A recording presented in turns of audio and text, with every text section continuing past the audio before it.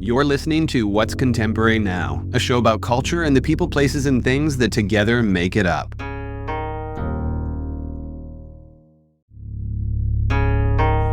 Experience has long been the ruling currency when it comes to securing most top positions, and youth, perhaps now more than ever, has been revered for its connection to culture through that inherent osmosis where the new is seemingly natural or even effortless to grasp. The award-winning editor-in-chief of Highsnobiety, Willa Bennett, is often the youngest person in the room, and while her trajectory hasn't necessarily been long, it's certainly been fruitful. With many of those in senior roles trying to keep up with the demand for new skill sets and understanding so that they can continue to make effective decisions in an ever-changing landscape, Willa's still very much living that culture in real time. This is Willa Bennett, and we're talking about what's contemporary now. Willa Bennett, thank you for joining us today. We always commence by delving into the early formative years of our guests' lives because these are the bits and bobs that most people don't really know about or have context for. So what were the formative years of your life like? Yeah, I grew up in LA, still friends with all my same high school friends. And I was just like absolutely obsessed with men's fashion, men's magazines. I was a very serious ballet dancer, which a lot of people don't know. And I basically spent most of my upbringing like back and forth between ballet, writing, completely obsessed with these magazines, which were so masculine, obviously. And then a very serious ballet dancer with this like hyper feminine world. It was really, really interesting. Yeah, that is interesting. I was thinking that I was being reductive, finding that to be quite the contrast. But how did you end up delving into the love for menswear while you were doing pirouettes and pliés? I'm impressed that you know that much ballet. That's cool. Yeah, so the pirouettes and the pliés were during the day. I danced like 5 days a week. It's pretty crazy. My only day off was really the weekend. And then living in LA, there were tons of great vintage stores. It was just something I like almost immediately just loved. Like I would just wander around Silver Lake, Los Feliz, like going to these cool vintage stores, and I just became obsessed with it. I thought like clothes were such an interesting moment in time, such an interesting way to capture and like learn about different times that existed before me. And, you know, as a writer, that was so fascinating to me.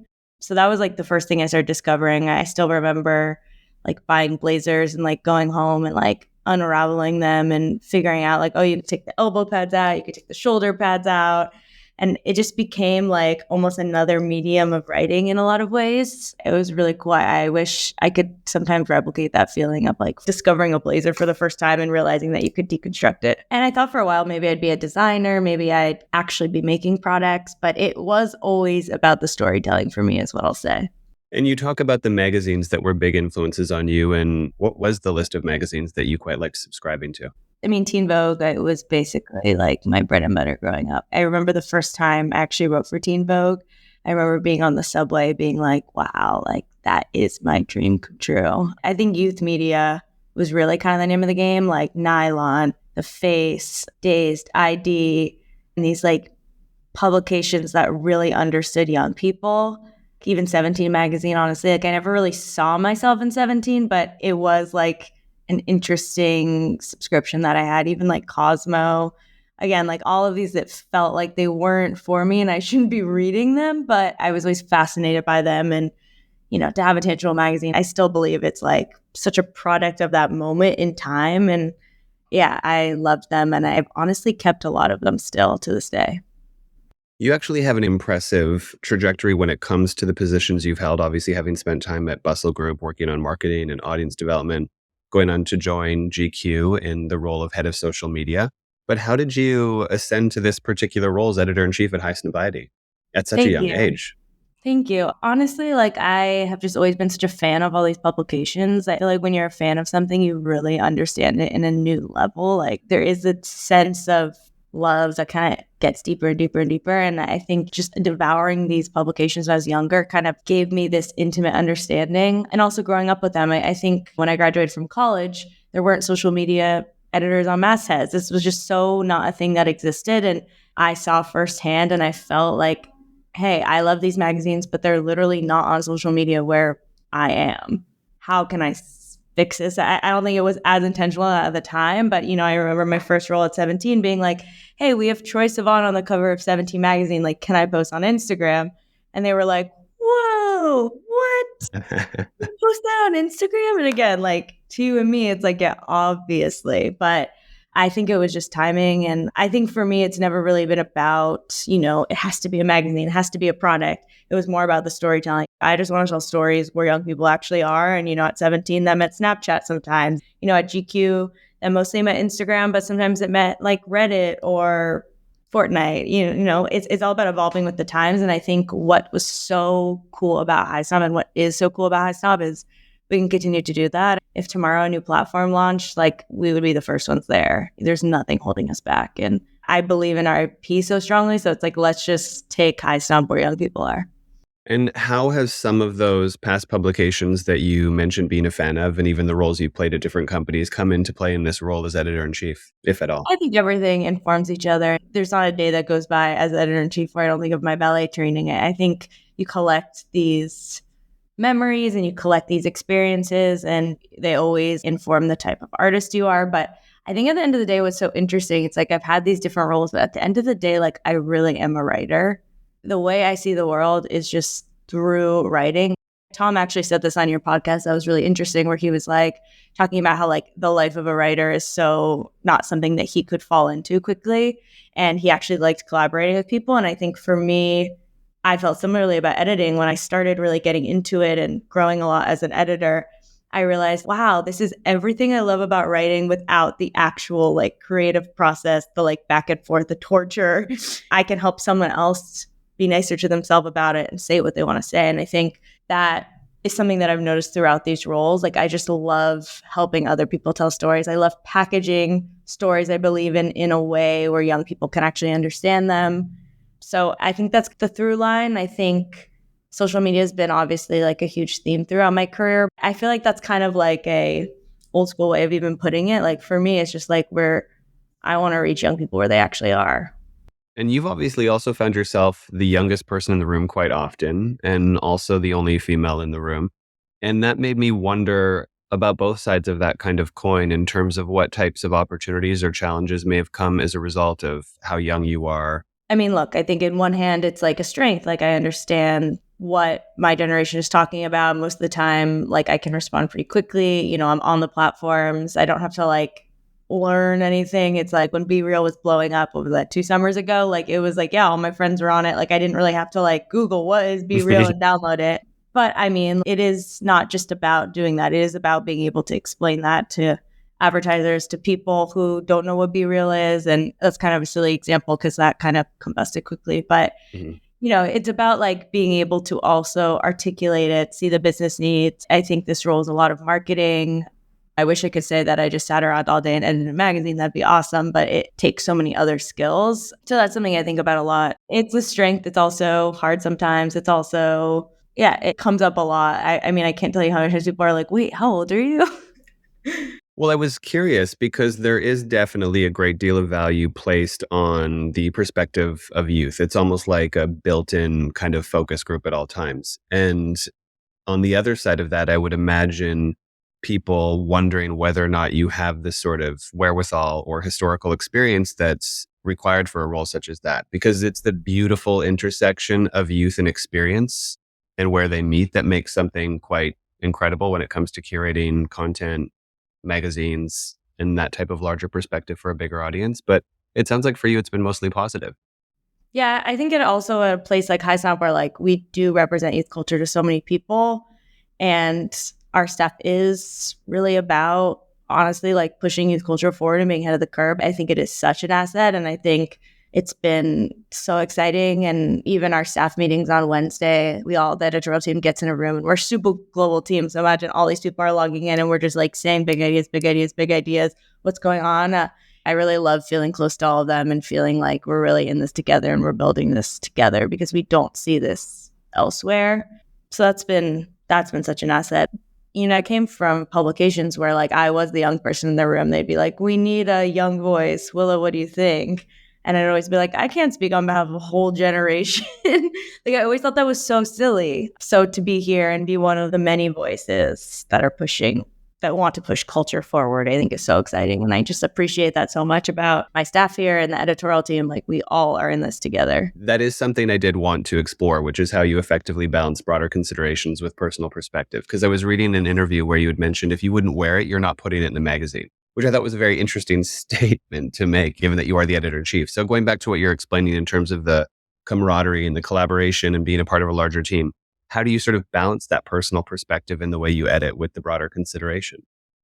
Yeah, I think that one was like slightly taken out of context, but I think it's a really interesting point. I think more what was the sentiment behind that was like, if there isn't a brand that like the team really believes in and something I wouldn't be like excited to champion and wear in that sense, then like we wouldn't put it in. We're very intentional about the designers we forefront, the clothes we put on talent, like all of it is very intentional, and we're creating this universe together. Yeah, I think in that regard, it's maybe less about taste, but I think the taste part comes in where we are, as a team, really molding this very specific vision, especially in the fashion world. And yeah, we're very hyper specific about who we work with and who we don't. And our fashion director, Sebastian, does a really great job of that, to really just like carve out this space that I don't think exists anywhere else. So how would you describe your role? People are always curious, asking if we can get people to describe what their average day looks like. And it's something I always forget to do. But how would you explain your role in terms of everything you touch as the editor-in-chief of the platform and the print? Yeah, I think Highsnob is a really special place. We do a lot. Obviously there's the print magazine, there's highsnobiety.com. There's our huge social media platforms. Then we also have these Not In series, which are super amazing. So we show up in cities and take over through collaborations, through events, through parties, through our own clothes. And then we have our commerce. So I think it's really a cool place to work, especially with the amount of energy I have, because you can just like try so many different things. So on any given day, it's like I'm editing a piece and then I'm thinking of ideas for what we're going to do for Men's Fashion Week. And then an hour later, I'm like sending the collaborations team like all of these cool ideas for Not in New York, or we'll do collaborations with New York brands. And then, I'm getting on a call with a client to talk through some like cool strategy ideas. And I think that's what's so cool about specifically this time also at Highsnob. Like, we are growing so quickly and we're able to put out so much. I mean, even last month in itself, we put out like 6 huge editorial projects that the team was so excited about. So again, every single day is different, which I think is primarily good. And yeah, we're really adaptive and we respond to the needs of that given week, of this time in media. And yeah. Your hands are across all of that then. You're not restricted to any one vertical within the brand. You're sort of overseeing the entirety of everything you've just mentioned. Yeah, I oversee mostly the editorial team, but it's a very collaborative company. And that's also another thing that I think is really unique to this place. If you have ideas, it's not like anyone will tell you, like, you can't be in this room. We're very not hierarchical in that way, which I love. I say this all the time. Like, sometimes interns have the absolute best ideas and they should write for the magazine. I love that. The American Society of Magazine Editors has recognized your overall excellence in social media and video programming. You're a Forbes 30 Under 30 honoree and have been the global co-chair of the Diversity and Inclusion Council at Condé Nast, as well as an Adweek executive mentor. That took a lot of focus to try to read. It's a tongue twister. But really good research. Since assuming your role, the publisher's also gone on to win 3 Muse Awards. So again, not to obsess over age, but it's such an impressive amount of accolades to have accomplished. And I just think there must be some type of backstory that in your mind you credit for your work ethic, your ideas. Like, what is it that you credit for that level of achievement so young? Yeah, that's really sweet. Honestly, I think my dance training like brought this intensity to my life that like I could not have learned elsewhere. It's like discipline, intensity, working really hard, standing up for your ideas. When I graduated from college, like there was just this opportunity in social, and I couldn't even articulate it. I wasn't like, oh, we should have social media editors on mastheads. I don't even think I knew what a social media editor was. I just was like, we need to figure out how to get this content to where young people actually are. And I kind of just like pushed for that and pushed for that and pushed for that and created this path. And I think it was at this time when people were starting to think about digital, and digital teams were actually being formed. Print teams were being combined with them. And it was just this really interesting place. I even remember like my first couple months out of college, like reading, I was at Hearst at 17 and reading about how Condé teams are actually combining print and digital. And I was like, wow, that should have always been the case. And it was just so second nature to me as a young person who had always been online in one way or another. Like, obviously, it wasn't like Instagram was around yet or any of these platforms. LiveJournal was in it, MySpace. So much of my social life was happening online. There was already conversations in college about Facebook albums. And I just saw that there was this internet booming really, really quickly. And I wanted the magazines that I loved to come with me in that evolution. And yeah, I mean, obviously there are times where it's more natural. I totally understand. I love talking to editors who, their whole life with their whole jobs and like careers were based on like reporting huge features for 10 months. I think that's so admirable and so fascinating. I read all the memoirs about like old editor-in-chief jobs where they would just like fly in a private jet and like shoot one look and fly somewhere else. I think it's so like romantic and cool. But to me, it's like my little sister knew what GQ was when I worked there because of a TikTok video. And like that is just a reality that I had to face and live. And yeah, I want magazines to exist forever. And I want in 5 generations from now them to be like, hey, you guys got to keep up by doing this. And yeah, and I was really honored because we just got nominated for a couple ASMEs. And I remember live streaming the ASMEs from my dorm room being like, wow, what would it be like to be in that room? And I've never been. I'm going for the first time. Then I'm just like, wow, so cool that they're even having an editor like me in that room, that there is a social media category now. I think as an industry, we really have prioritized digital in a way that has even impressed me. You guys have also had an impressive series of cover subjects during your tenure. Who have been some of the standouts for you? Yeah, it's interesting you asked that. When I was up for my job at Highsnob, my dream cover stars were A$AP Rocky, Andre 3000, and Billy. And my first issue was Billy. So that was like always, like anytime on a podcast or anything, somebody would be like, who do you want to interview? I'd always be like Billie Eilish. And so that was my first cover. I wrote the story, and that issue is still so special to me. I recently wrote the Pamela Anderson story, which was really awesome. Andre 3000, obviously, I feel like is style king. There's no one that dresses better. A$AP Rocky is really special to me. Yeah, it's been really, really wild to really build out this brand and really build this community and this relationship with people. And it's been really interesting to see what people gravitate towards, how the audience has evolved with us. It's really cool. You also recently had Dries on a cover. Were you devastated by that news? Devastated. Because he was one of your favorites, right? He is still one of my favorites. Yeah. Mm-hmm. Yeah, it's so crazy. I mean, that is a collectible. But what was so interesting about that one is like, I love Dries. Our staff love Dries. I feel like within fashion, yeah, people love Dries. But to me, like, what was so surprising is that it sold out so quickly.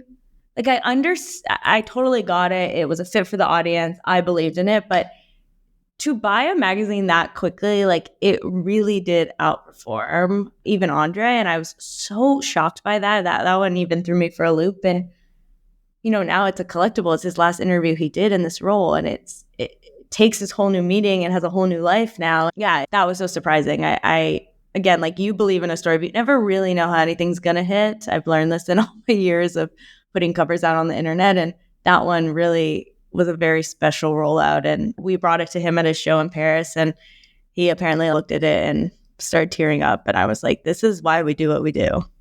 Sally Singer actually recently told me that leading with a digital launch of a cover doesn't necessarily scale its sales in print. How have you found that process to be?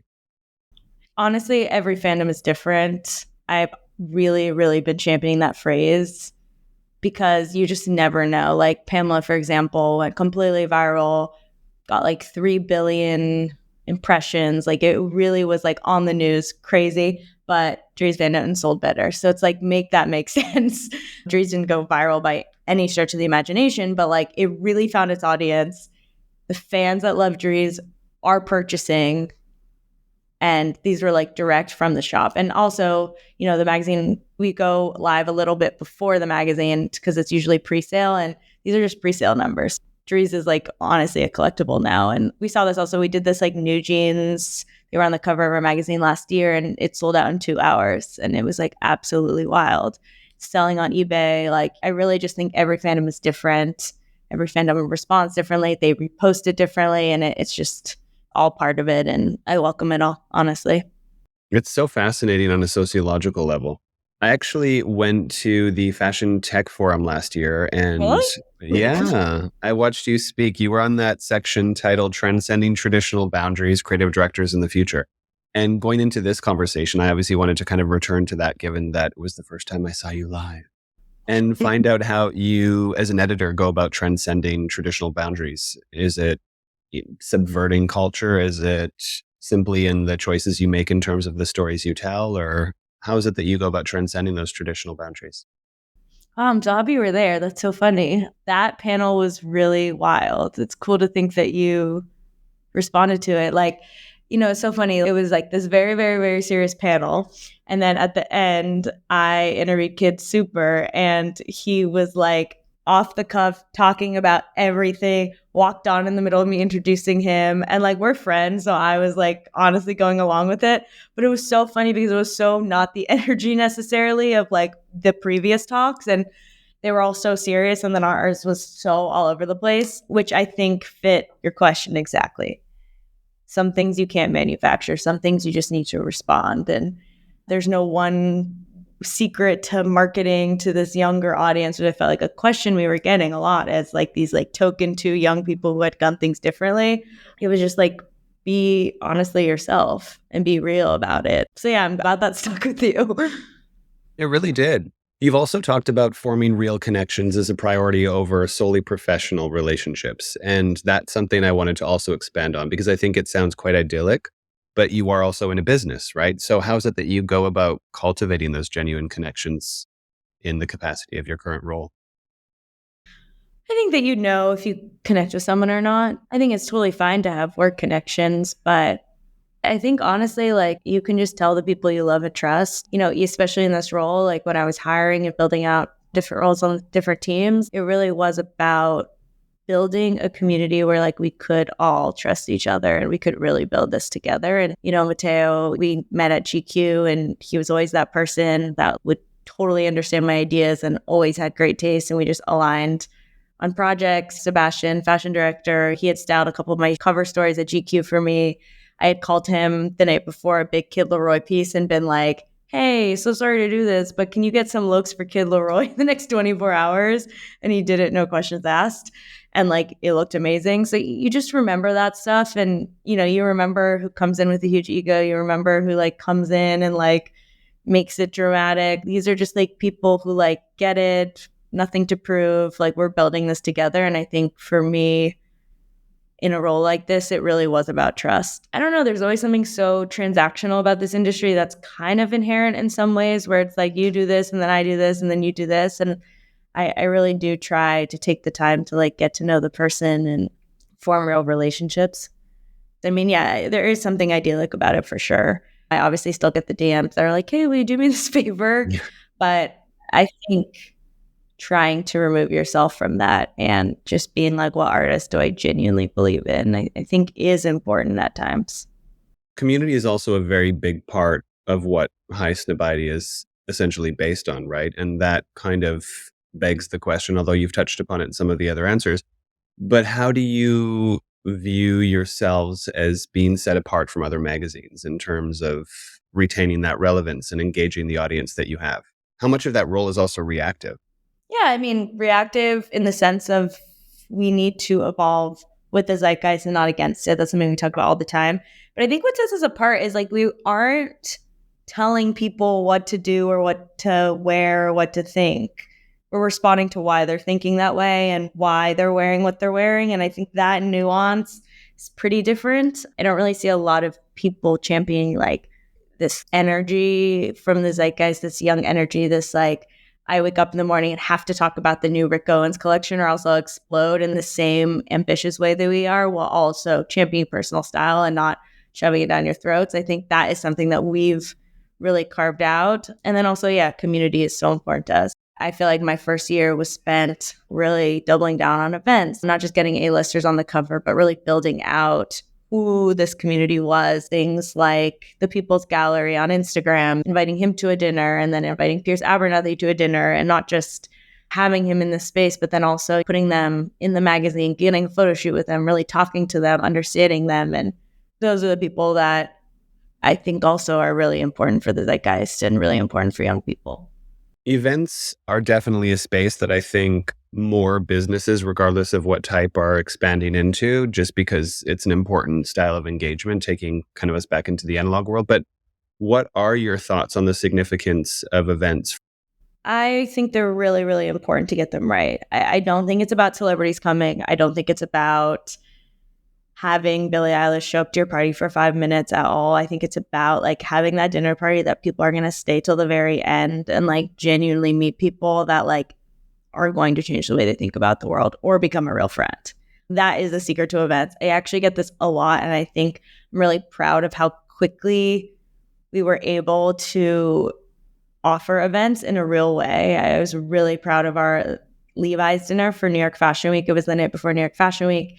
And we got the Commerce Inn, which is like this amazing, like small restaurant in the West Village, queer owned, super great food. And it was about building the right people. And so many people left that dinner and have still been like, that was the highlight of New York Fashion Week. And I think it really is about like having that dinner party that people want to stay at. I mean, the lights went on and they couldn't get people to leave. And that to me is like way bigger metric of success than like any influencer with 16 million followers, like posting one slide that everyone's going to skip over anyway. It really is about building the authentic, I hate that word, but real trust. And, as someone who also goes to a lot of these events, no one wants to sit next to someone who's on their phone the whole time. It just makes the experience so much better when you can actually talk and meet someone new. You actually are a self-published author, having put out 2 collections of poetry. So I also wanted to touch upon the role poetry plays in your life in terms of your creative practice and how it differs from what you do in journalism. Yeah, that's really sweet that you bring that up. I'm just a writer at heart, honestly. Like, I really think of things in terms of text and stories. And I think for me, when I put both of those out, it was a time in my life where I was writing a lot for my professional job and putting out so much that I just wanted to publish something completely separate. And I didn't want to make money off of it. I didn't want to think about clicks. It actually was like kind of a rejection to the social media of it all. So I kind of just posted about it on TikTok for a while and raised a ton of money. The first one was for Audre Lorde Project for queer youth. And the second one was for the center. The center in the West Village has like this self-published library, and I just have always loved going there. Even, before I was even a writer. I guess I've always been a writer, but even before I like was in this industry, I would just like spend time there and check out the queer authors. And I think it's such an amazing space and so special. And I basically like, you couldn't buy it online. I just posted about it on TikTok a ton and sold out and did it all out of my apartment. It was funny, but those projects are both like still really special to me because they're like pieces of writing that I put out into the world that don't matter about clicks. Like you can't find it online. It was truly just something I did to raise money for LGBT youth. And it's funny, like it's like been so long since both of those came out, and they were before Highsnob. And, obviously now I put out things with like Billie Eilish and A$AP Rocky, and like still some of my Instagram followers are like more interested in like, how can I get this poetry book? And I think your that's so poetry cool. is your drees. That's Why? so funny. It's amazing. Well, I just like think that like warms my heart so much because I'm like, wow, people actually do want to read. And I think I want your perspective on this, but something interesting that happened in the pandemic that I'm fascinated by is like, because of TikTok, publishing and book sales actually went up and magazines went down. And I think I've always been saying this, like I think magazines should learn a lot from Book Talk because they were able to really double down on book sales. It's crazy. I mean, publishing is like a huge, huge, huge industry now. And it was the opposite of actually what a lot of analysts predicted. So yeah, what do you think of that? To be honest, I'm not sure. I think that the pandemic definitely drove a lot of people towards escapism because we needed better places and happier thoughts than what we were in front of with each passing day. And I think magazines, while engaging on a day-to-day level, a pop culture level, it doesn't necessarily offer that same degree of escapism that can be found in books. And for me, that's likely the reason why that shift occurred. I mean, also just think about it like you have to buy the book to get it. Magazines are available online. That is the fundamental difference. I don't know, it's something to think about. But I think about this all the time. It's like, was the complete opposite of what people predicted, and you have to buy it to see it. So it's like, what if you could only get the Billie Eilish photos if you purchased it? Ooh, that's a very good question. I think at this particular point, most people are assuming that lack of access would actually impact sales in a negative way. But the point of view that you're suggesting seems far more interesting. And it's also interesting because I've spent my whole career like pushing these publications to put it online and reach the most people as much as possible and make these big moments. But it's like, wait, look what publishing did without putting anything online. And yeah, I don't know. It's something to think about. Like, we do give everything away for free. And look, young people actually are buying magazines. I could tell you that firsthand. And even with Dries, like, look, sold out. So there is a market for it. But it's just something I think about a lot and stay up at night is I'm like, they did it. And I look with my poetry book, it's like no one can find it online and people are still hungry for it. Yeah, they're just different strategies. While we're on the subject of your poetry, obviously having had the journey as an artist yourself, what type of advice would you give your younger self or someone aspiring to step into those spaces today? Like, tell the stories that you don't see out there. Don't try to do what everyone else is doing. I think so often it's so easy to like compare yourself to other people or try to just emulate what you see. But it's like, no, you know better than all these people. Also, I feel like I say this to a lot of young writers I speak to, but when you read a book or you like read an article online and you're in college or even high school or middle school or elementary school, you're like, oh, that's so polished and I can never write like that. And it's like, no, there's editors behind that. It's okay. And so I was giving a talk on Monday and I was like, just remember, if you're reading a book in a bookstore, like an editor's been on that. And they were all like, you're right. Like, just write. It's okay. Just get it out. Write it, get it down on the page. That's what I would tell my younger self. I love that so much. That's such relevant and applicable advice. It's something that I mentioned earlier, people always want to hear about. And I feel like we've gone through the gambit a little bit of what your life is made up of from a professional standpoint. But how do you organize your day in terms of personal writing, going into editorial meetings, navigating the importance of things to stakeholders? Like, what does your day-to-day look like? My day is pretty crazy. Honestly, I'm just like in meetings all day. I don't really do any personal writing, to be honest. I journal a lot. That's like where I've done it out with it. It's not even about like logistical time. It's just like brain space. But honestly, I think everything is writing. I think being in meetings all day is informing the creative process at some point. I'm like very okay with that. But yeah, I try to journal, like even if it's just like bullet points, take notes. Yeah, I have notebooks that are like full, constantly, always getting new ones. But yeah, I do a lot of listening. I'm in a lot of meetings, lots of meetings with brands, meetings with different marketing people, meetings with photographers, meetings with creative directors, scouting talent on TikTok, Instagram. That's kind of like not during the work time though. Listening to editors, fielding pitches. I think I'm very generous with my email address. It's like pretty easy to pitch me. And that's something I've always just like been really adamant about because that's how I got in the industry, was like cold emailing pitches. And that's how I like first wrote for Teen Vogue. So I'm always like, please email me. I want to be like the first publication you write for. But comes with that also is a lot of pitches. So that's something I think about, but I think it's worth it. You mentioned earlier that you love to read memoirs. Did you have a personal favorite that you suggest? I think memoirs in general are just so fascinating to me. I took this memoir class in college and it like was kind of what sparked this like love of profiles. I think more what I recommend are like old profiles in Vanity Fair, like get old Vanity Fairs and read how they, like that to me is like the golden age of Condé Nast, when like a writer would like follow Justin Bieber. This one was in GQ, but it's like this writer follow Justin Bieber into like the Sunset Marquee and then like saw Hailey Bieber and like talked to Hailey and then followed Justin and then like follows him on a private jet. Like those kind of profiles that are also about the writer getting this like unmatched access that does not exist anymore.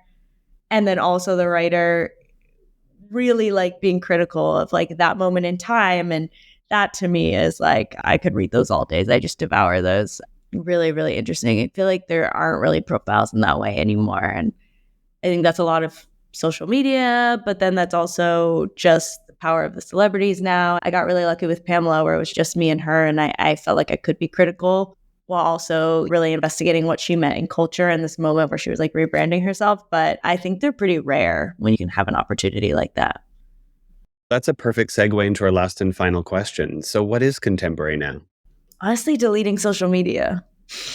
Really? Says the editor-in-chief of Highsnob, who has a background in social media. Elaborate. Yeah, I just think like more and more like young people are so disillusioned with it. It's like making them upset. It's making them sad. It's about influence and not reach anymore. And I think that's something that's really cool that's happened recently. Like it was about going viral at one point in time. It was about having a bunch of followers. And I think it's too much now. It's about having the right followers. It's about archiving all your posts on feed. It's about getting it right and building a real community. And I think that's what's contemporary now. Beautiful. Loved it. Thank you so much for your time. I really enjoyed this one. Thank you so much. And yeah, thank you for having me on and listening to me rant. It was really fun. Thanks for tuning in to this episode of What's Contemporary Now. A special thanks to our show's producer, Highsnobiety, who makes it all possible. Audio post-production by Griffin James, with original theme music by Joseph Top Miller and Chase Coughlin of the Black Soft, and visual design by Aaron Meager and Graham Prentice. Subscribe now to be the first to catch new episodes every week, and if you've enjoyed listening, we'd love to hear from you. Leave us a review and let us know your thoughts. Your feedback helps us improve and reach more listeners like you. Follow us on Instagram, Threads, and LinkedIn for additional content, and join the conversation around what is contemporary now.